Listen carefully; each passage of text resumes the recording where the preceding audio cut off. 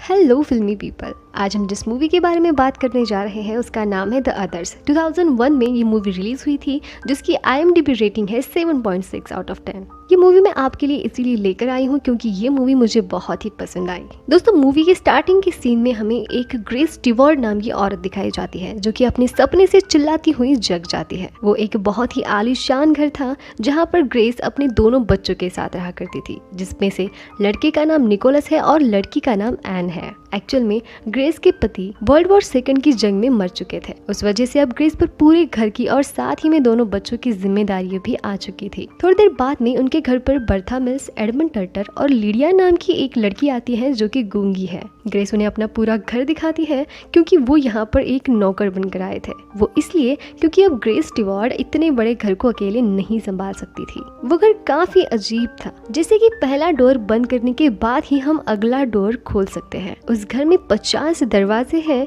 जिनकी 15 चाबियां हैं, जिसका इस्तेमाल निर्भर करता है कि खोलने वाला किस तरफ और कहां पर है। उस घर में बिजली भी नहीं है क्योंकि जंग के दौरान जर्मन उनके घर की बार बार बिजलियां काटते रहते थे। उस वजह से अब उन्हें इसकी आदत हो चुकी थी। पूरा घर दिखाने के बाद ग्रेस मिसेस मिल्स और लिडिया को अपने बच्चों से मिलवाती है, लेकिन ग्रेस इससे पहले कि उन दोनों भी बच्चों को उनके सामने लाती, ग्रेस उन्हें पूरे घर के पर्दे बंद करने को कहती है। और उन दोनों से मिलने के बाद मिसेस मिल्स को वो बताती है कि उन दोनों को भी एक बीमारी है, वो फोटो सेंसिटिव है, उन्हें धूप और रोशनी से सख्त एलर्जी है। अगर ऐसा हुआ तो उनका पूरा बदन जल जाएगा, छाले पड़ने लगेंगे और उनका दम घुटने लगेगा। ये काफी जानलेवा है और उस वजह से उन दोनों को भी इस बात का ख्याल रहे कि ग्रेस के दोनों भी बच्चों के ऊपर रोशनी या फिर धूप नहीं गिरनी चाहिए। वो उसे बताती है कि आज तक कोई भी डॉक्टर इनका इलाज नहीं कर सका और इसीलिए घर के सारे पर्दे हमेशा से ही बंद रहते हैं। जब ये दोनों भी बच्चे लंच कर रहे थे तभी निकोलस एन पर बहुत ही ज्यादा गुस्सा हो जाता है क्योंकि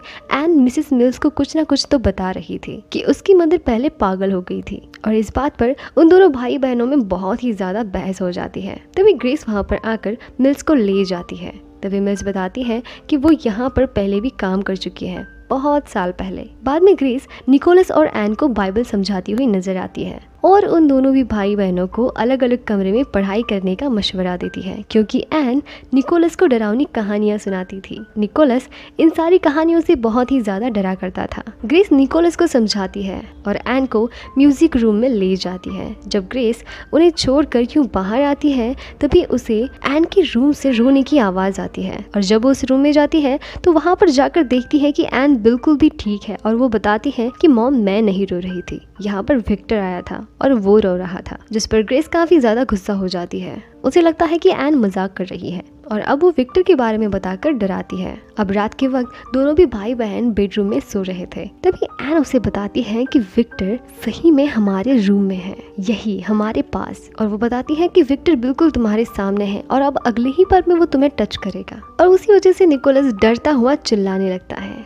चीखने लगता है, जिस वजह से ग्रेस काफी ज्यादा डर जाती है। और जब वो उस रूम में पहुंच जाती है तो वो एना पर काफी ज्यादा गुस्सा हो जाती है और वो उसे ये सजा सुनाती है कि वो 3 दिनों तक सीढ़ियों पर बाइबल पढ़ेगी क्योंकि उसका मानना ये था कि यहाँ पर विक्टर नाम का कोई शख्स है ही नहीं। और ग्रेस इसे सच में झूठ समझ रही थी, लेकिन असल में बात कुछ और ही है। थोड़ी देर बाद में ग्रेस मिसेस मिल्स को बताती है कि लिडिया ऊपर के कमरे में काम करते वक्त बहुत ही ज्यादा शोर मचाती है, जिस वजह से मेरा सर दर्द फिर से बढ़ने लगा है। इसलिए मिसेस मिल्स लिडिया को समझाने बाहर चली जाती है। अब ग्रेस को फिर से ऊपर के कमरे से आवाजें आना शुरू हो जाता है, जिस वजह से ग्रेस लिडिया पर ही काफी ज्यादा गुस्सा होने वाली थी। वो ऊपर जाने ही वाली थी तभी उसे लिडिया बाहर नजर आती है। मिल्स उससे बातें कर रही थी। अब ग्रेस को लिडिया जब बाहर नजर आ रही थी तो उस वजह से उसे बहुत ही ज्यादा शौक लग रहा था कि ऊपर के कमरे में फिर आखिर है कौन, ऊपर के कमरे में क्या है ये देखने के लिए जब वो ऊपर जाती है तभी सीढ़ियों पर बैठी एना से वो पूछती है तो इस बार एना सच बताती है कि ऊपर विक्टर है। इस बार जब इस बात को गहराई में लेकर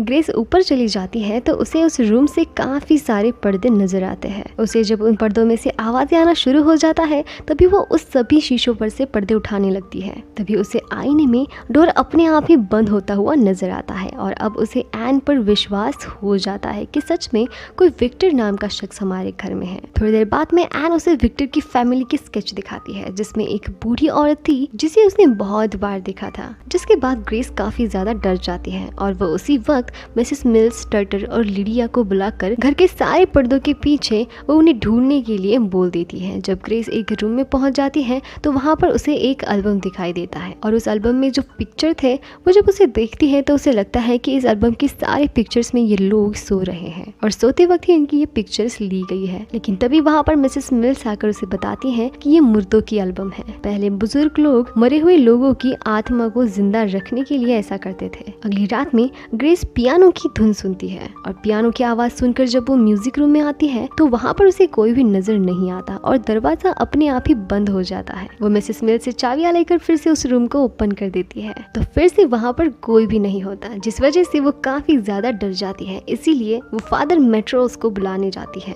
जाते वक्त वो मिस्टर टर्टर को बताती है कि यहाँ के कब्रिस्तान में किसी विक्टर की फैमिली दफनाई गई थी या नहीं ये देखना। तभी टर्टर के पास मिसेस मिल्स आती है और वो दोनों एक राज छुपाने की कोशिश करते हुए हमें नजर आते हैं, मानो जैसे इन दोनों को सब कुछ पता हो। रास्ते में ही ग्रेस को अपना पति चार्ल्स मिलता है, जिस वजह से ग्रेस काफी ज्यादा खुश हो जाती है। वो उसे अपने घर ले आती है और चार्ल्स अपने बच्चों से मिलकर बहुत ही ज्यादा खुश नजर आता है। लेकिन चार्ल्स हमेशा ही रूम से बाहर नहीं आता था क्योंकि वो जंग से काफी ज्यादा थका हुआ था। अगले दिन ग्रेस एना को एक ड्रेस पहनाती है और जब एना उस ड्रेस के साथ खेलने लगती है तभी ग्रेस वहाँ पर पहुँच जाती है और जब ग्रेस इस बार उसके हाथ की तरफ देखती है तो उसे वो हाथ एक बूढ़ी औरत का लग रहा था। वो उसे देखकर बहुत ही ज्यादा डर जाती है। सामने जाते ही तो उस ड्रेस में एना की जगह वो बूढ़ी औरत उसे नजर आती है और जब वो उसकी बेटी के बारे में उसे पूछने लगती है तो तभी वो एना में बदल जाती है और इस वजह से एना उस पर बहुत ही ज्यादा गुस्सा हो जाती है और वो उसके पापा को जाकर शिकायत करती है और जिस वजह से ग्रेस पर चार्ल्स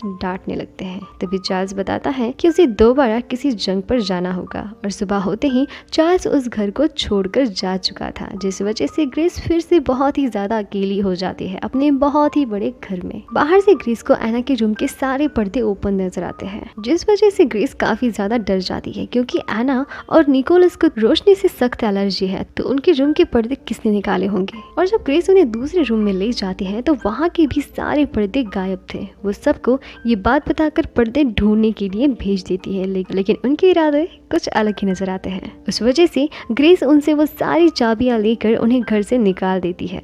एडविन टर्टर, मिसेस मिल्स और लिडिया वहाँ से चले जाते हैं। ग्रेस अभी भी पूरे घर के पर्दे ढूंढ रही थी। एना को लगता है कि उसकी मदर फिर से पागल हो गई है, जिस पर निकोलस को यकीन नहीं होता। तभी एना निकोलस से ये कहती है कि वो उसके पापा को ढूंढने के लिए जंगल में जा रही है। बाद में निकोलस भी उसके साथ चलने के लिए मान जाता है। अब जबकि ग्रेस को मिसेस मिल्स और उनकी सारी टीम पर शक आ चुका था, उस वजह से मिसेस मिल्स के रूम में वो चली जाती है और वहाँ पर पहुंचकर जब वो ताक झाक करने लगती है तो तभी वहाँ पर उसे उस मुर्दा एल्बम में से उन तीनों के भी पिक्चर नजर आते हैं, जिसमें मिसेस मिल्स, मिस्टर टर्टर और लिडिया की भी पिक्चर थी। यानी कि ये तीनों भी महज मर चुके हैं और इस दुनिया में वो उनके सामने उनके घर में अब तक उनके साथ भूत बनकर रह रहे थे। दूसरी तरफ हमें ग्रेस के दोनों भी बच्चे नजर आते हैं, जिन्हें एक पेड़ के नीचे एक कब्र नजर आती है। जब एना वहाँ पर पहुँच जाती है और उस पर का नाम पढ़ती है तो उसे बहुत ही ज्यादा शौक लगता है क्योंकि वो कब्र किसी और की नहीं बल्कि मिस्टर टर्टर और लिडिया की है। तभी पीछे से वो आ जाते हैं।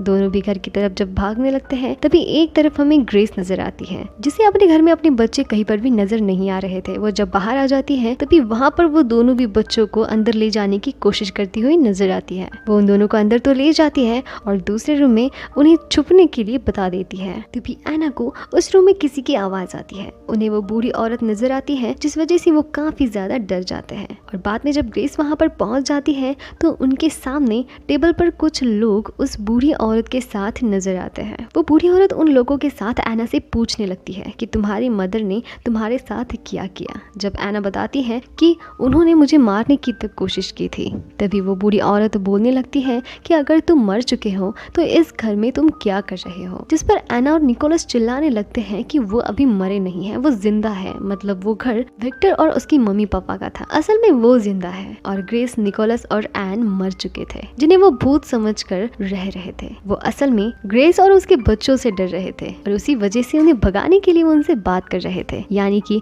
ये एक शार्ट टाइप का एक रिचुअल था जिसे वो बूढ़ी औरत परफॉर्म कर रही थी ताकि वो ग्रेस और उसके बच्चों को यहाँ से निकाल सके, क्योंकि उन्होंने विक्टर की फैमिली को बहुत ही ज्यादा परेशान कर रखा था। अब ग्रेस सारी बातें समझ जाती है और मिसेस मिल्स बताती है कि उन्हें जिंदा लोगों के साथ ही ऐसे ही जीना होगा। आज तक ऐसा ही चलता आया है जिसे कोई बदल नहीं सकता। कहानी के आखिर में हमें विक्टर नजर आता है जो इस घर को अब हमेशा के लिए छोड़कर जा रहा था और अब ग्रेस के बच्चे भी रोशनी और धूप में आ सकते थे। और इसी के साथ द अदर्स नाम की ये मूवी यहीं पर एंड हो जाती है। दोस्तों, ये मूवी मुझे इस वजह से खास लगी क्योंकि इस मूवी में जो टर्निंग पॉइंट है, जो लास्ट में है, वो बहुत ही खास है, वो बहुत ही अजीब है। लेकिन एंड में हमें सारी बातें अचानक से क्लिक हो जाती हैं कि किस तरह से ग्रेस अपनी फैमिली को बचा रही थी इन लोगों को भूत समझकर, लेकिन असल में ग्रेस की फैमिली और ग्रेस खुद मरे हुए लोग थे जो जिंदा लोगों के साथ रहने की कोशिश कर रहे थे। और इसी के साथ ये मूवी यहीं पर एंड हो जाती है।